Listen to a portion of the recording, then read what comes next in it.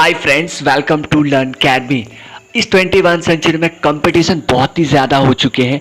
अगर एक एडुकेशंस के मामले में मैं बात करूं तो वहां पर भी बहुत ही ज़्यादा है। अगर आप एक प्रोफेशनल कोर्स करने जाते हैं, जैसे कि एमबीए करने जाते हैं, तो वहाँ आपको काफ़ी सारे मनी जो है वो इन्वेस्ट करना होता है। इसके बाद आप डाउट पे रहते हैं कि आपको अच्छी खासी सैलरी मिलेंगे या नहीं। वो भी डिपेंड करते हैं आपकी कौन सी यूनिवर्सिटी और कॉलेज से किए हैं। तो ये सब के साथ आपको मैं आज ऐसे कोर्स के बारे में बताने वाला हूँ, करियर इन आईटीआई, जहां आप बहुत कम समय में और बहुत कम पैसों में आप ये कोर्स को कंप्लीट कर सकते हैं। तो इस कोर्स के ऊपर आज पूरे कंप्लीट डिटेल्स जानेंगे कि इसकी एलिजिबिलिटी क्राइटेरिया क्या होते हैं, एडमिशन्स प्रोसेस क्या है, इसमें कौन सी ट्रेड बेस्ट होते हैं और इसके करियर अपॉर्चुनिटी क्या क्या होते हैं इन फील्ड में। तो ये सब जानने के लिए आपको वीडियो जो है वो एंड तक देखना होगा। अगर आप हमारे चैनल पर नए हैं तो इस चैनल को कर लीजिएगा सब्सक्राइब और पास में जो बेल आइकन है उसे कर लीजिएगा प्रेस। तो चलिए स्टार्ट करते हैं।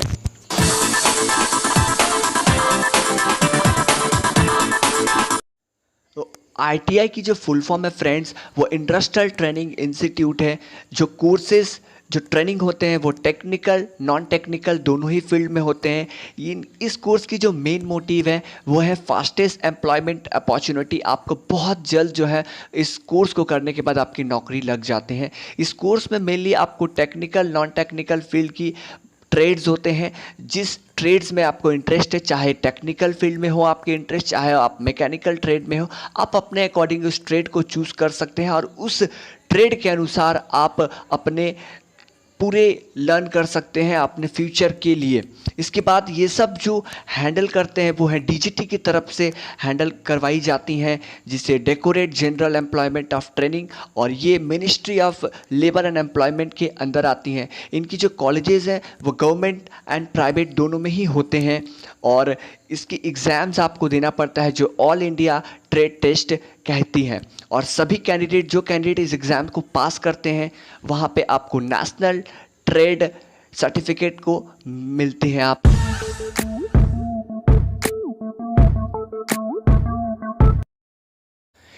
एलिजिबिलिटी क्राइटेरिया की बात करूं तो इस कोर्स को मेल फीमेल दोनों ही कर सकते हैं। मिनिमम एज की बात करूं तो 15 साल है यहाँ पर। और एजुकेशनल क्वालिफ़िकेशन की बात करूं तो मिनिमम क्वालिफ़िकेशन क्लास 8 पास या आप 10th पास है किसी भी बोर्ड से, स्टेट बोर्ड से हो, सीबीएसई से हो या आप आईसीएसई हो। मिनिमम 50% के साथ आपके क्लास 10th में साइंस और मैथ रहना ज़रूरी है, तो आप आसानी से कोर्स को कर सकते हैं।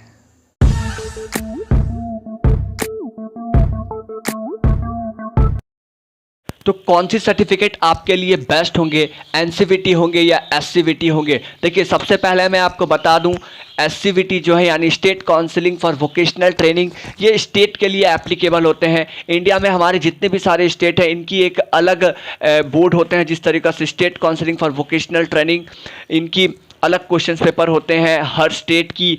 अगर आप यूपी से हैं, वेस्ट बंगाल से हैं, महाराष्ट्र हैं या आप एमपी से हैं, ठीक है। लेकिन अगर आप एनसीवीटी से करते हैं, जो national counselling for vocational training, ये दिल्ली से डायरेक्ट कंट्रोल किया जाता है। इनकी एक साथ एग्ज़ाम होती है। लगभग सारे ही स्टेट की कॉलेजेस जो होते हैं मार्कशीट भी सेम होते हैं। और सेकेंड जो इम्पॉर्टेंट फ़ायदा है कि किसी भी जॉब के लिए जब आप अप्लाई करते हैं तो वहाँ आपको हमेशा एनसीवीटी ही सर्टिफिकेट मांगी जाती है। कहीं भी आपकी एससीवीटी की सर्टिफिकेट एप्लीकेबल नहीं रहते हैं। तो जब भी आप आईटीआई कॉलेजेस में एडमिशन करवाने के लिए जाते हैं तो पहले आप इंक्वायरी कर लीजिएगा कि जो आप कोर्स कंप्लीट करने के बाद आपको एनसीवीटी के सर्टिफिकेट मिलेंगे या नहीं।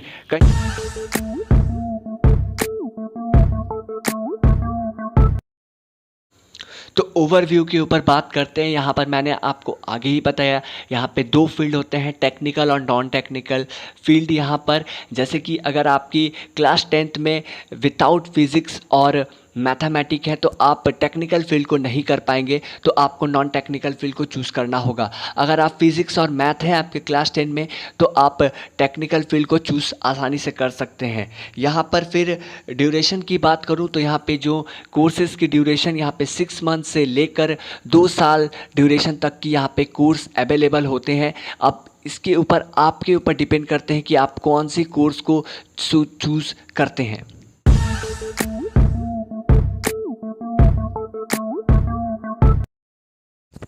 तो आईटीआई कोर्स की क्या बेनिफिट्स हैं ये भी आपको बहुत ही ज़्यादा जानना ज़रूरी हो जाता है। तो सबसे पहला जो बेनिफिट है वो है इजी एम्प्लॉयमेंट, आसानी से आपको रोज़गार मिल जाती है।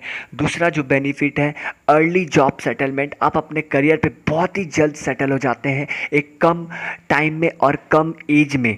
इसके बाद जो तीसरा है, आपको एक रेगुलर डिग्री नहीं करना पड़ता है अदर कोर्सेज़ की तरह, जो अदर कोर्सेज़ प्रोफेशनल कोर्सेज़ की तरह जो रेगुलर डिग्री आपको आईटीआई में नहीं करना पड़ता है। अगर आप आईटीआई के साथ साथ अगर आप जॉब कर रहे हैं या आप स्टडी कर रहे हैं तो वो भी मेंटेन आप कर सकते हैं और आप अपने करियर में बहुत जल्द सेटल हो सकते हैं।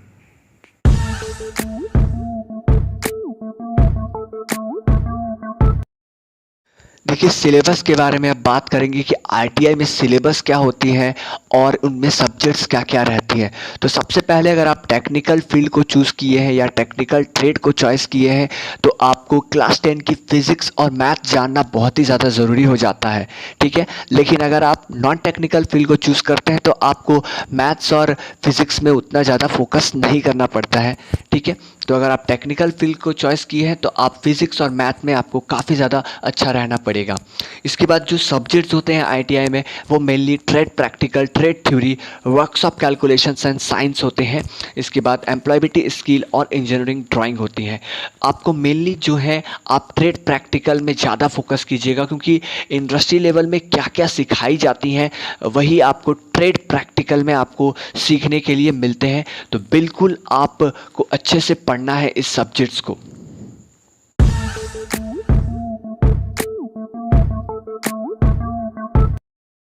एडमिशन्स प्रोसेस के बारे में जान लेते हैं।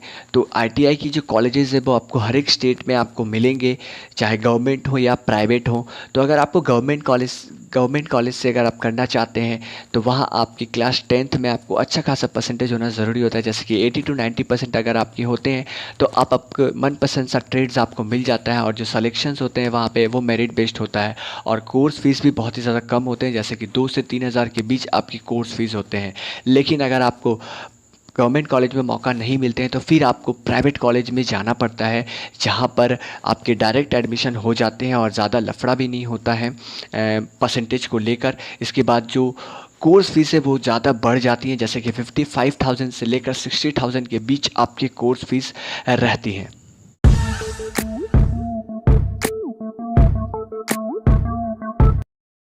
अब आईटीआई की टॉप बेस्ट ट्रेड के बारे में आपको बता दूं, जो गवर्नमेंट और प्राइवेट सेक्टर में दोनों में ही अच्छी खासी वैकेंसी आती है और इसकी गवर्नमेंट सेक्टर में इनकी सैलरी काफ़ी ज़्यादा अच्छी रहती है, जैसे कि fitter, turner, mechanic motor vehicle, wireman, COPA, draftsman और डीजल मैकेनिक। कोपा जो ट्रेड है वो नॉन टेक्निकल फील्ड से बिलोंग करते हैं। इसके बाद देखिए, इलेक्ट्रीशियन ट्रेड भी आईटीआई की बेस्ट ट्रेड मानी जाती है, लेकिन मैंने उसको यहाँ पर ऐड नहीं किए हैं इसलिए क्योंकि इलेक्ट्रीशियन जो ट्रेड है उनकी स्टूडेंट काफ़ी सारे संख्या में यहाँ पर बढ़ चुके हैं। अगर एक गवर्नमेंट फील्ड में 100 वैकेंसी इलेक्ट्रीशियन की वैकेंसी आती है तो अप्लाई करने वाले की संख्या यहाँ पर 1 लाख से ज़्यादा होंगे। तो आप समझ सकते हैं कि इलेक्ट्रीशियन जो ट्रेड है उनकी वैल्यू अब डाउन हो चुकी है।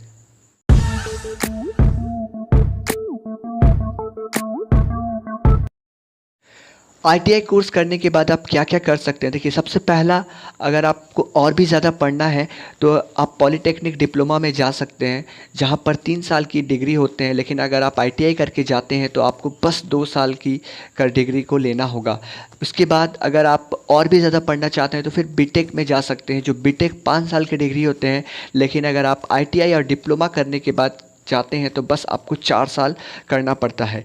इसके बाद यहाँ पर आप अप्रेंटिसशिप में जा सकते हैं, जो 1 ईयर की ड्यूरेशंस होते हैं और वो अगर आप कर लेते हैं तो आपकी जो स्किल है और भी ज़्यादा बढ़ जाते हैं। जो अप्रेंटिसशिप है गवर्नमेंट प्राइवेट दोनों ही सेक्टर में निकाली जाती है। इसके बाद इंस्टीट्यूट ऑफ इंडियन स्किल, ये क्या है? देखिए, जिस तरह एमबीए के लिए यहाँ पे आईआईएम बने हुए हैं, जिस तरह बीटेक स्टूडेंट्स के लिए आईआईटी बने हुए हैं, वैसे ही आईटीआई स्टूडेंट्स के लिए यहाँ पे आईआईएस को बनाई जा रही हैं। ये सेटअप अभी इसकी हुई नहीं है। जब सेटअप ये अच्छे तरीक़े से हो जाएंगे तो इसके ऊपर मैं आपको कंप्लीट वीडियो ज़रूर बना दूंगा।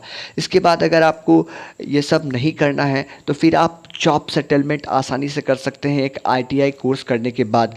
वो आपकी जॉब कहाँ कहाँ लगने वाली है?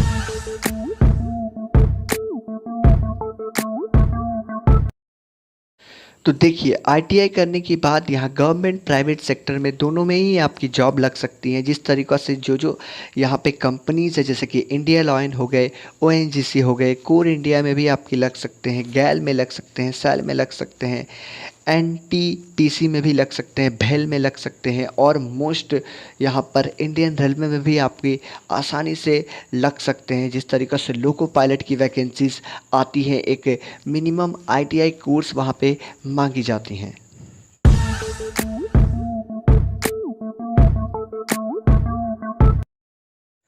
तो जॉब पोजीशंस क्या रहती हैं आईटीआई स्टूडेंट्स की, ये जानना आप सभी को बहुत ही ज़्यादा ज़रूरी है। तो देखिए, अगर आपको इंडियन रेलवे में अगर आप करना चाहते हैं जॉब, अगर आपको रेलवे ड्राइवर बनना है, तो आप एक आईटीआई स्टूडेंट होकर आप रेलवे के ड्राइवर बन सकते हैं, जिसे असिस्टेंट लोको पायलट कही जाती हैं।